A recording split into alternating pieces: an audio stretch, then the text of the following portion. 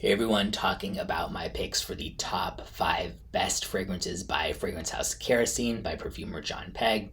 Just gonna kind of jump right in. These are not necessarily in any particular order, but my favorite is coming up first. That is Winter of '99.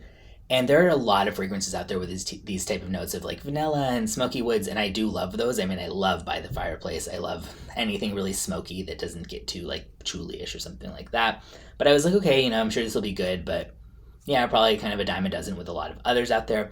But I do still find this interesting, and it really grabs me for some reason. I think because there's a molasses note, and that could have easily gone too gourmandy for me or just sticky syrupy. But the way it's done here just adds this like interesting bite to it that really works with an almost like resinous woodsy vibe. It's not at all like just a bland vanilla woods type of scent by any means. It's not hardcore smoky or anything either, but I think it's a really good balance of everything with the way it's done. There's almost this like cozy chimney smoke type of vibe that I get from the dry down. Really, really like that one. Next up, Santalum Silvers. This is definitely one of my favorites as well. Of course, fresh, bright, tart citrus, clean woods, this kind of zing of well-blended spice, and then I get more vetiver by the dry down. There's rose in here, which I wouldn't normally like, but it's the kind that's like really fresh and green, and just kind of, adds some more nuance to the way that the brightness is done here. So I do not think that would necessarily be a deal breaker, even if you're like me and dislike rose. Reminds me a little bit of Bleu Cedrat by Comme des Garçons, which I think is one of my top 5 Comme des Garçons fragrances, so sort of makes sense. And I would say pretty unisex, maybe leaning slightly masculine. Next up, Woodhaven. This has this really like fresh, spicy kind of cooling opening.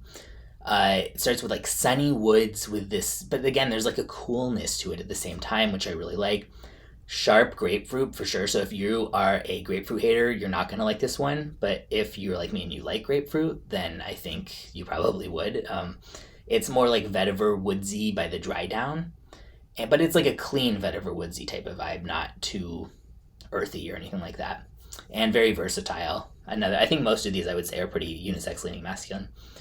Next up, Broken Theories. This is extremely wearable oud that does not get animalic or dank at all. It's like coniferous, has some spice, some smoke, rich woods, but very smooth, so it's not, a mess of anything going on.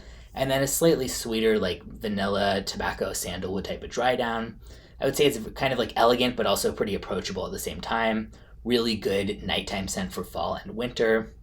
And it's not like, completely like sultry sexy, but I do think that this could come across as pretty like, charming, sexy on the right person. And yeah, that leans masculine to me. And last, Unknown Pleasures. This opening of this is like lemon meringue pie type of vibes, but with a little bit more balance in that sound. So it's not just like some super syrupy, over the top sweet gourmand or something like that. I mean, it's definitely very sweet, but it has some balance to it. It's not just full on of that vibe. Yeah, creamy lemon. The vanilla here is kind of dry, which really works with it because it would just be too much if this was like a monster vanilla type of scent at the same time. Earl Grey is really well blended. I'm not a fan of Earl Grey, but it doesn't bother me here. And there's almost like a waffle cone type of vibe that I get at certain points too.